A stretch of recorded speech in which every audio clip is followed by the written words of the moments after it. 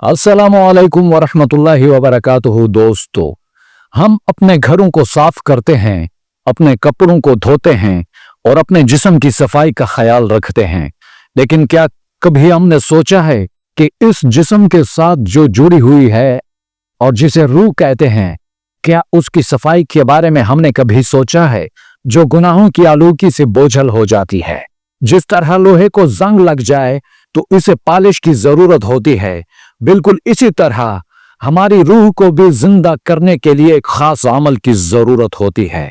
और आज हम उस अमल को रोजे के अमल से पेश करेंगे इंशाअल्लाह। आज हम जानेंगे कि रोजा किस तरह हमारी रूह को पाकीज़ा बनाता है और इसे शैतान के हमलों के खिलाफ एक मजबूत ढाल में तब्दील कर देता है। कायनात के सबसे सच्चे इंसान रसूलुल्लाह सल्लल्लाहु अलैहि वसल्लम ने फरमाया, अस्सियाम जुन्नह, यानी कि रोजा ढाल है। जिस तरह एक सिपाही मैदान जंग में दुश्मन के वार से बचने के लिए ढाल का इस्तेमाल करता है, इस तरह रोजा एक मोमिन के लिए ढाल है।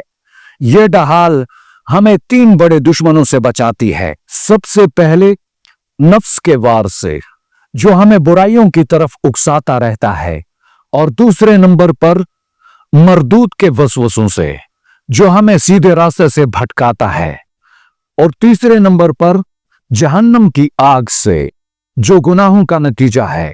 तो रूह को जिंदा और फरिश्तों से मुशाबहत रोजे की हालत में जब इंसान अपनी जिस्मानी ख्वाहिशात जैसे भूख, प्यास और शहवत को कुचलता है, तो इसका मिट्टी से बना हुआ जिस्म कमजोर होता है, लेकिन इसकी रूह ताकतवर बन जाती है कि खाने पीने से रुककर इंसान सिफत मलकूती यानी फरिश्तों जैसी सिफात इख्तियार कर लेता है, क्योंकि फरिश्ते भी नहीं खाते पीते। यही वो वक्त होता है जब रूह पर तारी बोझ खत्म होता है और बंदा अपने रब के साथ एक खास ताल्लुक और कुर्बत महसूस करने लगता है। रूहानी पाकीज़गी की एक अजीम मिसाल सूफिया कराम की जिंदगी में भी मिलती है। मनकूल है कि एक शख्स ने हजरत जुनैद बगदादी रहमतुल्लाह अलैह से पूछा, हजरत, मैं अपने दिल को गुनाहों की तरफ माइल पाता हूं, मैं इसे कैसे काबू करूं? तो आप रहमतुल्लाह अलैह ने फरमाया, रोजे को लाजिम पकड़ लो, क्योंकि जब जिस्म भूखा होता है तो नफ्स की सरकशी टूट जाती है, और वाकई जब पेट भरा हो तो इंसान के अंदर तकब्बुर और गुनाह की रग़बत पैदा होती है।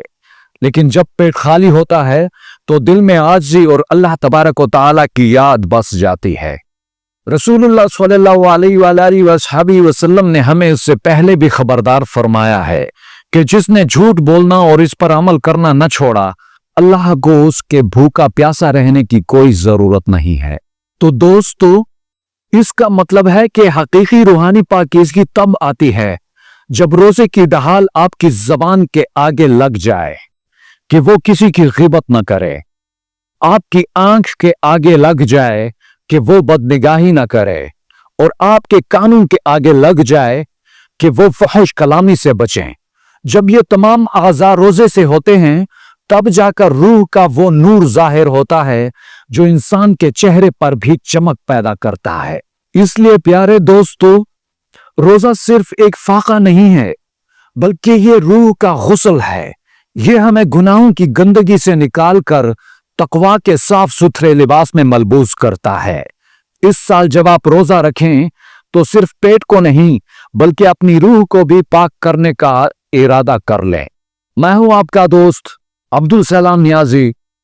इंशाल्लाह जल्द ही हम अगले रूहानी मौजू पर मिलेंगे। तब तक के लिए मैं इजाजत चाहता हूं। अल्लाह हाफिज।